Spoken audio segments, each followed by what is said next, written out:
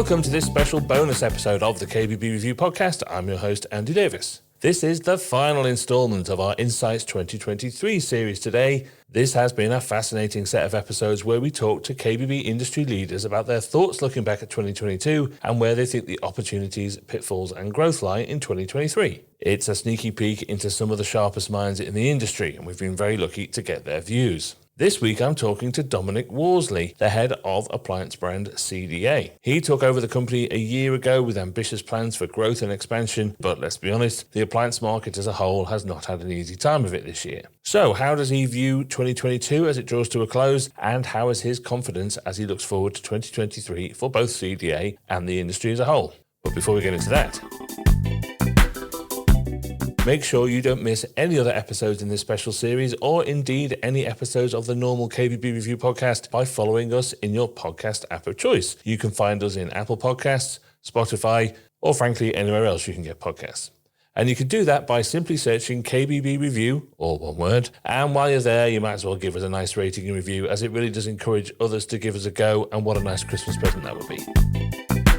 Right, joining me now, as promised, we have Dominic Worsley from CDA. Hello, Dominic, how are you? Very well, thank you. Hello, Andrew. Hello to you. Now, let's get stuck right in, because there's a lot to talk about with CDA. But before we look forward to 2023, what's your assessment of 2022 as it draws to a close for both CDA and the industry as a whole? Because it's more or less your first anniversary, isn't it? It is, actually. Yeah, you're absolutely right. I joined in 1st of December last year. So, yeah, my first anniversary. It's been what I would call a tumultuous year. I mean, nobody foresaw Putin invading Ukraine and, you know, the continuing effect that was then going to have on the challenges that the supply chain had to face globally. But I think it's obviously exposed both retailers and manufacturers to some very challenging circumstances in how they manage stock, and coming off the huge growth of COVID and then the delays in the supply chain caused by, amongst other things, the ship in the Suez Canal. I mean, it created, I think, an unprecedented surge of supply at the beginning of the year. Lots of stories of hundreds of containers on the docks, if not more than that, you know, warehouses full, price of warehouse space. So it's been a pretty tumultuous year. I mean, you couldn't write it really, could you? So pretty tumultuous year. Started to vaguely stabilise over summer, and then a certain lady called Liz Truss appeared, energy caps or not energy caps. And so just a kind of continuing instability. And of course, we need to see what happens now. But I think more than anything, people just want to understand what's coming. And then when they can understand that, then they can start to get to grips with it. Somebody once said to me once that uncertainty is a real problem, but people actually get used to uncertainty. But it's been an unprecedented level of uncertainty for sure.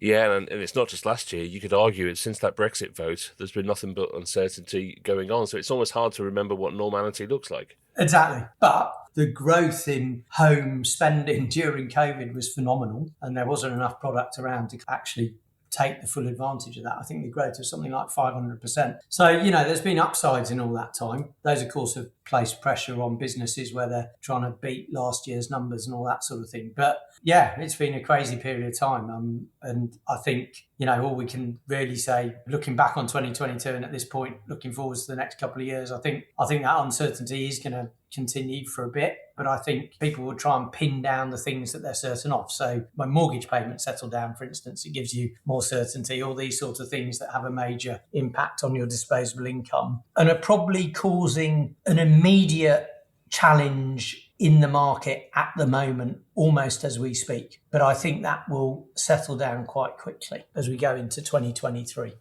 Well, look, let's examine that a little bit. Do you think, therefore, that 2023 is going to be the year of stability, comparatively speaking? I mean, this stuff is still going on. There's still a lot of economic headlines happening. But as people in charge, the government, whoever it is, start to manage these things better, what are your predictions for what 2023 will look like?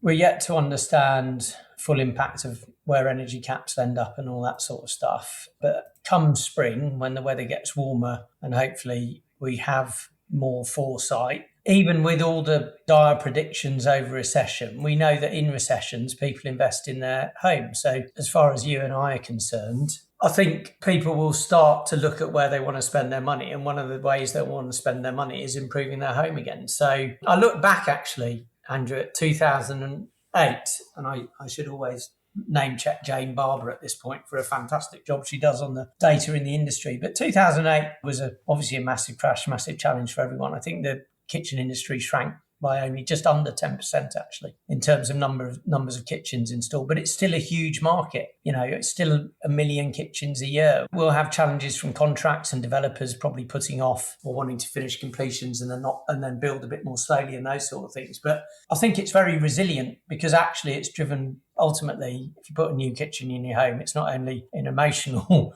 reward, but it's also, that it's a great way to invest money and you'll get that money back. So my prediction is probably tricky first quarter. I like to think that it'll stabilise as we head into summer and autumn. It probably will be a contraction in the market for next year, but I think in 2024 it'll start to grow again. Yeah, and it's hard to know whether that's a contraction or a correction. Yeah.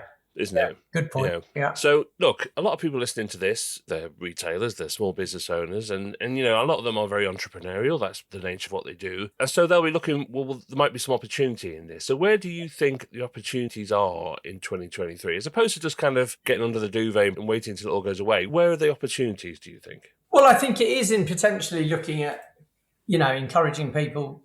Maybe it's not whole kitchens, maybe it's doors, maybe it's bits of your kitchen if you've got less money. But I think this whole thing of getting great value. So, whether it's the appliances you choose or the cupboards that you're putting in, there's some great brands in kitchen appliances and in furniture who can offer wonderful kitchens and spending a bit less money, spending 10, 15% less. And I think, showing people how they can maximize what they get for the bang for the buck, as the phrase is, I think is the route you want to go. And that means that people are, you don't want people thinking they got to spend thousands and thousands to get their dream kitchen when they could maybe spend 10% less and still have their dream kitchen just by buying sensibly. So I think it's that awareness of the pressures on people's pockets, but actually showing them that they can have great value and a great looking product for maybe a bit less, but they should still make that investment. I think that, it's this bang, maximising the bang for your buck in a recession is what you want to do, isn't it?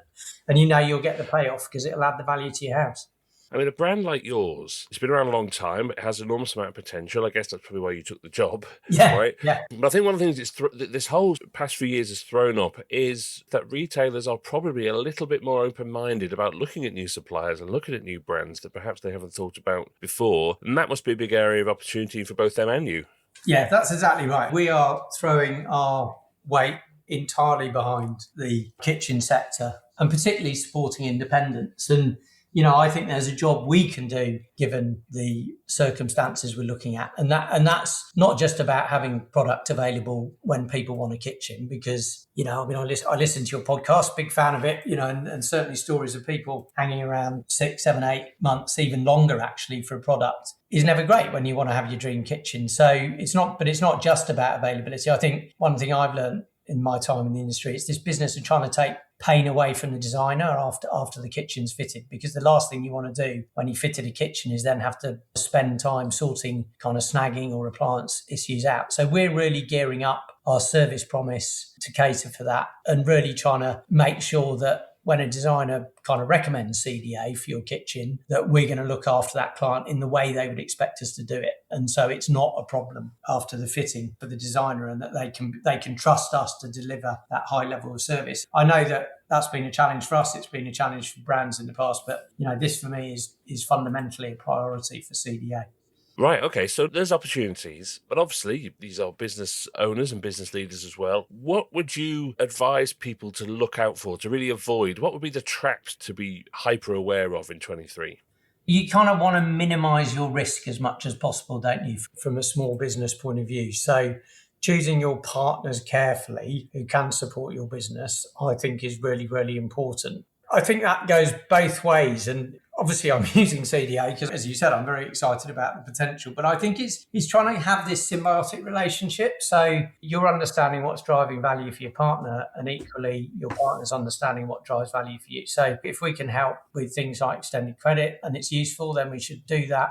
Equally, if from silly little things like partners getting their clients to write Trustpilot reviews, so you're getting that word of mouth marketing if you're doing a good job, and all these sorts of things. And I think there's also a job in helping, as you said, retailers are brilliant entrepreneurs, and if we can help them drive footfall into their stores, and there's ways we can do that, whether it's featuring them on websites. One of the things I've always loved about the kitchen industry is the design nature of it, the fact that it is about design. And, again, so another way we can help is championing great design and giving that a showcase through our marketing channels as well. So you get this kind of symbiotic relationship, because if you've got a clear strategy and you fundamentally put the kitchen channel at the heart of that strategy, then I think we can do a job helping people, but equally kitchen retailers can do a job helping us. If that's not too... I'm not trying to plug CDA too much, because I think that's probably the same for anyone, but I think it is just being very clear about where your priorities lie. And I do think these are some of the lessons that have come out of the last few years. This partnership element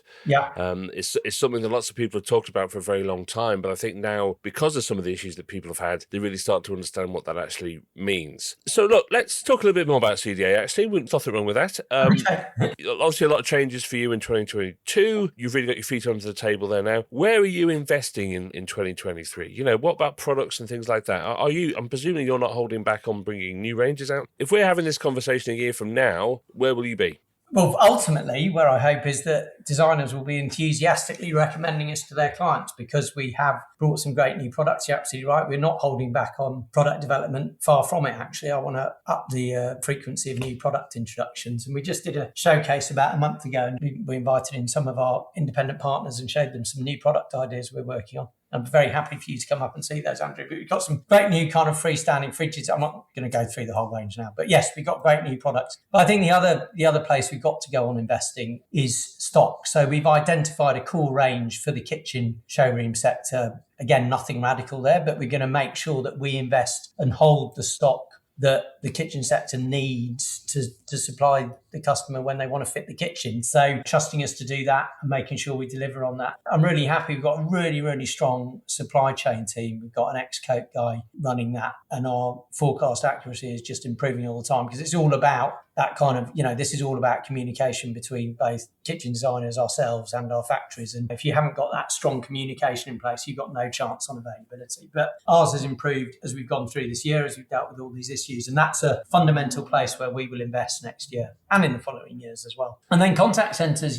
so we've got, I said, service is paramount. So how we deliver that, and I'm delighted that we are still one of the brands with a contact centre sitting about 200 feet from me, and our own engineer team out on the road. We've got a great response time to problems, and because we're training our own engineers, we've got a really good first-time fix rate, which is what you need, because when your appliance goes wrong, essentially all you want to do is get it fixed as quickly as possible. So kind of combining those elements, as you said, product, being really, really attentive on service, making sure it's available when the customer wants it. It's very simple. It's not a difficult business, is it, Andrew? You've been in it long enough. You get those three elements right, and hopefully you see the rewards from it.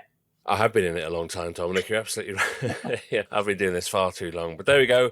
That's all right. I just talk about it. I don't have to actually do it. That's the difference between you and I. Thank you so much for your time. It's always really interesting to talk to you. It's always really interesting to see what you're going to do with that brand. And we'll try this again in a year's time and see how right you've been, shall we? Yes. Let's hope I am right. And do come up and visit us. I definitely will. Look, Merry Christmas to you, Dominic, and a very Happy New Year. And to you too.